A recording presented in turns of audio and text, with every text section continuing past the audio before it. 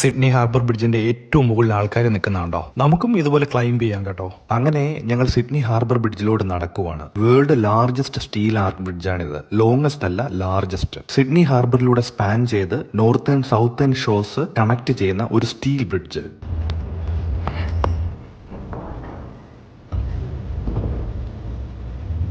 ഒരു എഞ്ചിനീയറിംഗ് മാവലാണ്. തൊട്ടടുത്ത് ഓപ്ര ഹൗസ് ഉള്ളത് കൊണ്ട് തന്നെ ഇത് രണ്ടിനെയും ഐക്കൺ ഓഫ് ഓസ്ട്രേലിയ എന്ന് കൺസിഡർ ചെയ്യുന്നുണ്ട്. 3770 ഫീറ്റ് നീളമുള്ള ഈ ബ്രിഡ്ജ് 8 ട്രാഫിക് ലൈൻസും 2 റെയിൽവേ ലൈൻസും ഒക്കെ ഉണ്ട്.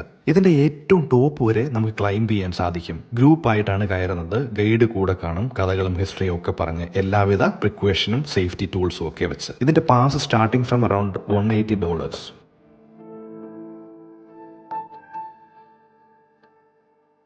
1932 ഓപ്പൺ ചെയ്ത ഈ ബ്രിഡ്ജ് അറൌണ്ട് 1400 വർക്കേഴ്സ് 8 ഇയേഴ്സ് കൊണ്ട് 6 മില്യൺ ഹാൻഡ് ഡ്രിവൻ റിവറ്റ്സ് കൊണ്ടാണ് നിർമ്മിച്ചിരിക്കുന്നത്. ഈ ബ്രിഡ്ജിൽ ഒരു കർവ്ഡ് സ്റ്റീൽ പോലും യൂസ് ചെയ്തിട്ടില്ല എന്ന് പറയുന്നുണ്ട്. ബട്ട് നേരിട്ട് കാണുമ്പോൾ അങ്ങനെ തോന്നിയതുമില്ല. ഓപ്ര ഹൗസിന്റെയും സിഡ്നി സിറ്റി വ്യൂവിന്റെയും ഒരു പനോരമിക് ബേർഡ്സ് വ്യൂ കാണുന്നതിൽ പിന്നെ ഒരു അഡ്വഞ്ചറസ് ഫീലൊക്കെ കിട്ടാൻ വേണ്ടിയിട്ട് ഈ ബ്രിഡ്ജ് ക്ലൈംബ് ചെയ്യാവുന്നതാണ്.